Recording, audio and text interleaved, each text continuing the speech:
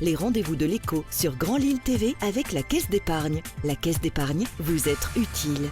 Le rendez-vous de l'écho sur Grand Lille TV. Aujourd'hui, on va vous parler de nouveau de cette journée de la transmission et de la croissance externe avec un témoin privilégié qui sera justement à la Cité des Échanges ce jour-là, Vianney Deschmecker. Bonjour. Bonjour. Alors, vous êtes le président du groupe Forestil. Je le disais, vous allez intervenir ce jour-là en tant que témoin, car vous avez vous aussi votre entreprise et vous en avez par le passé et aujourd'hui encore à qui d'autre. Déjà, ce groupe Forestil, pour ce qui vous concerne, dites-nous un petit peu ce que vous faites comme métier. Alors en fait, à la base, on a créé en 99 une entreprise qui fabrique et qui distribue des produits pour l'aménagement du jardin, tels que les terrasses, les clôtures, les bacs à fleurs, les pergolas, les panneaux pour la limitation des jardins. Mais ça ne C'est notre suffisait cœur de pas, métier. ou en tout cas, il y avait un développement, une croissance externe que vous souhaitiez, c'est ça? En fait, on souhaitait se positionner durablement sur le marché européen parce que l'Europe est à notre portée. Mais à partir de là, il fallait avoir soit des compléments de gamme, soit plus de produits. Donc la première expérience, on est parti sur un complément de gamme à travers les barbecues et c'était un nouveau métier et non pas une croissance organisée. Ce qui est difficile, c'est ça? Un nouveau C'est métier, un métier différent qu'on ne maîtrise pas forcément? c'est plus difficile parce qu'en effet, vous avez certes les mêmes réseaux de distribution, mais vous n'avez pas forcément la même problématique, soit amont, soit mise au point des produits, soit tout simplement expertise dans le cœur de métier. Vous ne diriez pas aujourd'hui que c'était une erreur tout de même? Non, c'est pas une erreur parce qu'on apprend toujours. Donc depuis, on l'a bien redressé, on l'a revendu malheureusement parce qu'on y était attaché et avec le cash, on a pu s'offrir une nouvelle société.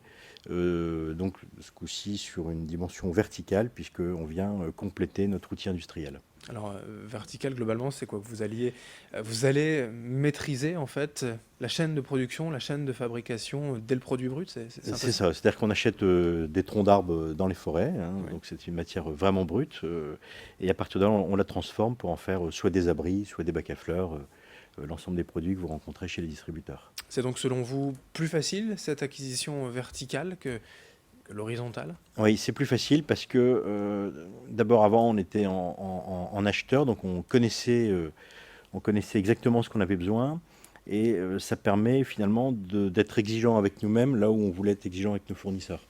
Donc ça nous permet de maîtriser nos délais de fabrication, ça permet de maîtriser nos standards de qualité et nos process globaux. Alors, pour autant, ce n'est pas définitif, la page n'est pas tournée, peut-être, d'une intégration horizontale, d'apprendre d'autres métiers, c'est toujours possible? Pourquoi pas? Mais alors ça veut dire qu'il faut se poser la question sur quel est notre cœur de métier. Est-ce que notre métier c'est le jardin dans son ensemble? Est-ce que c'est l'extérieur? Est-ce que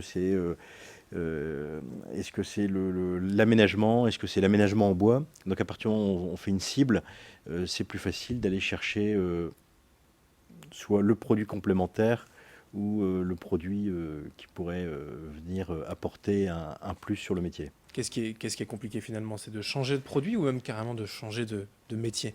Ce qui est difficile, c'est de changer de métier, pas de produit.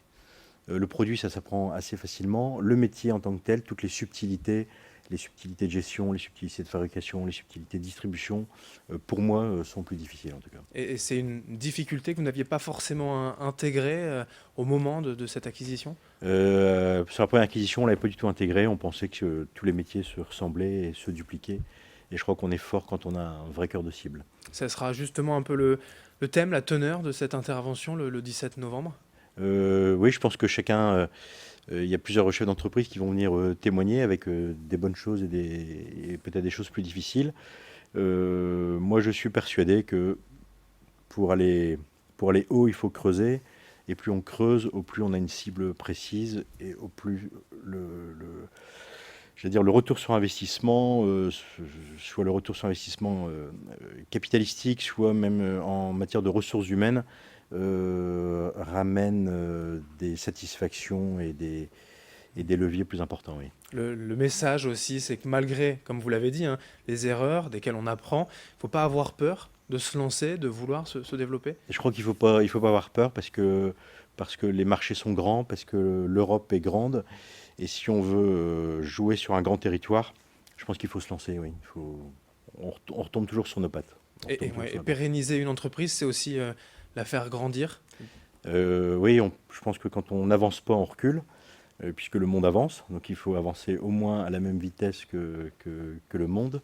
Et je pense qu'effectivement, acquérir, grandir, ça donne aussi des perspectives pour les gens en interne.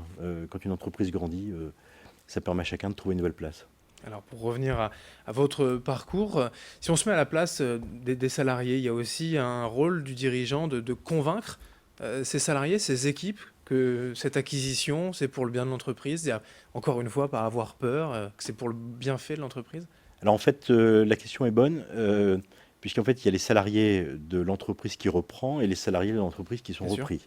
Donc pour les salariés de l'entreprise qui reprend, c'est souvent une satisfaction, ils ont super, on part sur de nouveaux horizons, surtout que l'entreprise, on est parti en 99 de rien, donc on a été toujours habitué à avoir c'est dans nos gènes d'avoir de la croissance.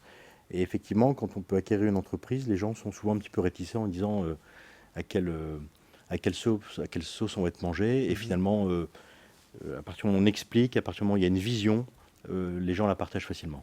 Ce partage d'expérience avec la journée de transmission, de croissance externe, c'est aussi quelque chose d'important à vos yeux? Pour être clair, c'est un des partenaires bancaires qui est venu nous demander de témoigner.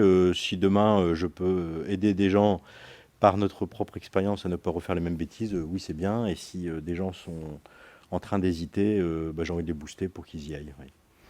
Merci Vianney Deschmecker, donc je vous le rappelle, président du groupe Forestil, d'être venu aujourd'hui sur ce plateau sur Grand Lille TV pour le rendez-vous de l'écho. Vous serez l'un des témoins, l'un des experts, on peut dire, de la Cité des Échanges le 17 novembre pour la journée de la transmission et de la croissance externe avec la Caisse d'épargne Nord-France Europe. Merci. Merci. Et merci à vous de nous avoir suivis. Dans un instant, la suite, l'info continue sur Grand Lille TV. Les rendez-vous de l'écho sur Grand Lille TV avec la Caisse d'épargne. La Caisse d'épargne, vous êtes utile.